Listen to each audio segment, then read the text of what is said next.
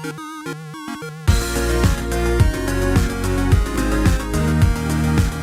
everyone, welcome back to the Anime Kingdom Reviews. You see by title below, this is on episode 13 of Alderamin on the Sky. Yes, this is the final episode of the whole season. And how did I feel about this episode overall? Honestly, it was shown to be, I feel like it could have been a lot better, but it was rushed. And with it being the final episode, I think it actually concluded in a way that I particularly still did enjoy it. First off, the battle, while I was expecting a little bit something more crazy and more like just holy crap, I can't believe this is happening, it was still really interesting and cool fight. Ikta made, the best decision that he could. I really liked the strategy that he put into his plan and how he really used, everything he's learned from, how it's pretty much like a chess. They've been playing chess, he said, the whole time with him and the Unsleeping Knight. And it was cool to see how he used what he thought was his personality and how he felt and everything first off, the first thing that he knew he wouldn't like is chaos. He does not like chaos in the battlefield, and that is what Ita started off with his strategy, to which after, of course, he made it. I love the bluff and everything. I love everything he had planned with using like Torway acting like he had a sniper aimed right at him, to which of course he didn't. He was literally bluffing, but that 10% chance, just that 10% chance of it being true, it made it, of course, that the Unsleeping Shining Knight had to back down because of our, amazing, lazy, invincible general. It was honestly pretty cool to see his plan, form. And I was wondering, like, what was he going to do? How could he beat him, considering they have less, men than them? The guys are cavalry, and plus they have air rifles. So they automatically already going to win, just by how much the amount of numbers they have, plus the amount of, their weapons are way more advanced than the ones that they have. And of course the enemy is less exhausted than, of course, Ita and the rest of them are. So it would make sense that there is literally no way for them to win besides doing what they did. And they were able to, not really win the battle, but they were able to push them back and let them be able to retreat. And thus that was, in a way, actually what they really had planned all along. Ikta was never, set on beating them. It was to stall for time for the rest of the army to back off and then for them to retreat as well. So it was cool to see that battle. I was hoping to see not only that battle, but also the battle with on the other side, because it seemed like they were going to attack that fortress. It would have been cool to see Torway and the rest of the air rifles being used there as well, which honestly is pretty cool to see how those kind of ambushes and kind of things formulate and how they go off.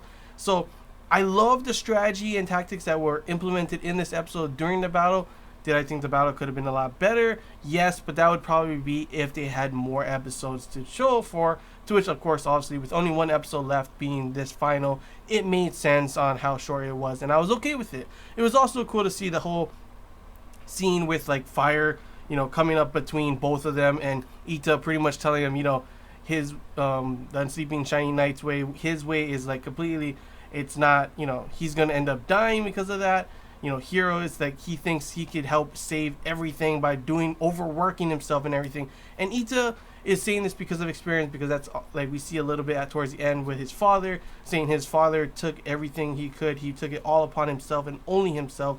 And, he overworked himself. And that's why Ita doesn't believe in overworking yourself. He believes in finding the easiest and most lazy way possible while still getting, everything done correctly. You don't have to overwork, is what he's saying. And I do like that, especially considering he just created a rival right there with, obviously, the Unsleeping Shining Knight looking pretty damn pissed, like, no, I'm going to make it my way and my way only kind of thing. And I would honestly love to see more battles between them if, having not just like obviously Ita be on the back foot for the whole time, but having like even odds. How would that battle formulate? How would that battle go? That would be exciting to see, but of course, obviously, that's not going to happen unless we have a second season. Or, of course, if I end up reading the light novel, to which I don't know if it's translated. If it is, I'll probably go check it out. Maybe. It was pretty interesting. I did enjoy it, and considering there's probably not going to be a second season, I would definitely go and, check it out. So if you guys have a link to where I can read the light novel, feel free to comment that below. But yeah, other than that, after that part, we get to see them, they return. The princess is super happy that they're all safe, especially Especially happy that Ita is safe, even like jumping onto him saying, Ita. And, well, not Ita, he's saying his last name. But of course, that's another thing is like, does she, like, it's kind of confusing me. Does she have like romantic feelings for him? Or was she happy that he lived because he was so instrumental on what she is planning? That's what I don't really know yet. We don't really get to see as much of the character interactions between them for quite a while since, this second arc had begun. So I'm not really too sure on if she was happy because of romantic feelings or just because of friendship kind of thing that he's alive, or because he is the only way that she could change the country. And of course we have finally, I'm guessing this was the conversation you guys were talking about that was supposed to be put in at the end of the first arc. Honestly, how do I feel about it being put here? I think it was okay, honestly, in my opinion. I don't really know, since, I'm an anime watcher only, but maybe you guys felt for certain reasons that it would be better placed before this arc. I guess I can kind of see that, but how he is thinking throughout this battle would be affected and changed differently kind of thing. So I can definitely kind of see that, but overall, I was okay with it being at the end. I'm guessing they wanted more of a open-ended cliffhanger for everyone to see at the end of this episode. If they didn't have this part here, it would just then be pretty much ending it right there, like, oh, they escaped and that was, they saved the day. But they wanted a huge, open-ended cliffhanger for the ending, and that's why they had probably pushed it to the 13th episode instead, which was still, in my opinion, pretty crazy. Just overall, her plan to lose the war and everything, to save the country, to have the country be able to change by losing the war, I don't think that it would work like that. The other country that they're going against, just the way they seem, I feel like if they attacked and, the Empire would lose the war, they wouldn't just stop there and be like, oh yeah, here, go and reform your country, change your ways. No, I think the Empire would be completely gone, and all your, changing that you want to, it's not just going to be like, oh, the culture has changed, been implemented into the Empire, and the Empire completely dissolves and changes for the better. I feel like it would be completely gone, and it'd probably be part of the other country. So I'm not too sure about that. I don't really see that happening. I'm guessing it's kind of in a way representing, how Japan was with. That's pretty much what happened to them, and Japan is now completely different with another culture in it, but it's obviously still Japan. So I guess maybe they were kind of going for that kind of look, but overall I'm not too sure. That honestly would not work most of the time. But in the end, it was interesting to see, because like we've talked about this countless times, been brought up countless times with the whole Ita and Yotori thing. And as you see, if he wants this plan to work, if he wants to do this along the way, he's going to have to go against Yotori, because Yotori will protect the country no matter what. That's just how she is, her family is implemented in her, and honestly it's showing that she wouldn't change just because Ita said that. And you definitely see the struggle that would happen between them, and honestly that's another reason I would really want to see a second season or continue to read the light novel, because I really like that aspect. It's really like this show, honestly, I'm going to give my overall review of the season first off, probably like a 7.5. It was really good, but I feel that if it was a full 24 episode season, or if we knew for sure that there was going to be a second season, a 2-core season, then I would be okay with it. But overall, I feel that there was a lot of things that were rushed.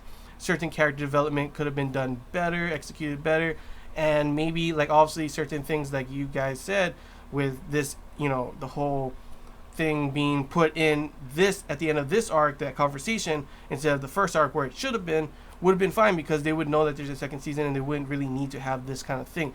This ending really makes it more seem like they want to pull you in, like, go, this is probably just gonna how it ends here, so go read the light novel. Or maybe they want to make it seem like there is going to be a second season and this is the best way for, an ending of the season, maybe, I guess, like that. But overall, I give it a 7.5. I really did enjoy Ita. I really did enjoy, Yotori. I did enjoy the strategic and tactical kind of stuff that happened in it. I would have wanted more of that, but it's still okay. I really liked the way they described and showed war. It's not just like a happy, kind of everything goes smoothly because of Ita's a genius kind of thing. Things go bad. Ita has lost people, and it shows, what his main reasoning on what he wants to do.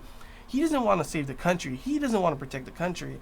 It's about protecting the people that he cares for, saving those people. And that is why it shows like what could happen for the future in the next season and everything.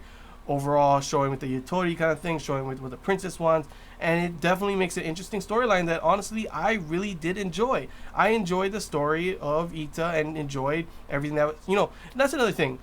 It had the princess ending like, oh, this is the end of this, blah blah blah blah blah, the last princess kind of thing of the empire. So I'm guessing that this, it's pretty much already telling you what happens to the empire, that the whole plan does finish. It does, it does happen, and it does in a good way, I guess, because this is her telling the story kind of thing.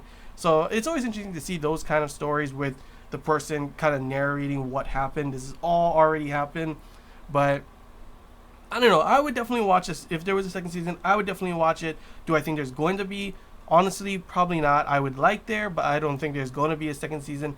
So if anything, I'll probably go read the light novel. But yeah, I definitely enjoyed the anime. Definitely enjoyed everything that happened in it. Definitely one of my favorite animes of the season, to be honest. Even with it being rushed, even with certain aspects could have been better, I did enjoy it. I did enjoy the story. I did enjoy the character Ita and everything, the war, the tactics, strategy, and stuff. I enjoyed it. Could have been a lot more better if it was a longer season, but I still did end up enjoying it. But yeah, that's all I really got to say, guys. Hope you enjoyed this Anime Kingdom review. If you have any questions, feel free to comment below. If there's anything I missed and you want to talk about, comment below as well. If you did enjoy it, if you like. If you haven't already, feel free to subscribe for more content. And as always, anime watchers only, how did you feel about the season? How did you feel about the episode? Everything, your thoughts, good or bad, feel free to comment below. And as always, light novel readers, what did you think about this adaptation? How did you think it ended? Do you not like it? Your thoughts, just good or bad, as always. I always want to hear what you guys say, because it makes things a lot more interesting. Not to, like, oh, so that's what other people thought. Oh, that's what they thought. And especially hearing from the source material. People who have read the source material is always interesting to see where the anime stands overall. But yeah, that's all I gotta say, guys. So till next time, this is pretty much the last anime of the summer season that I am reviewing. So it's pretty good. Now to the fall season. So yeah, till next time, guys. See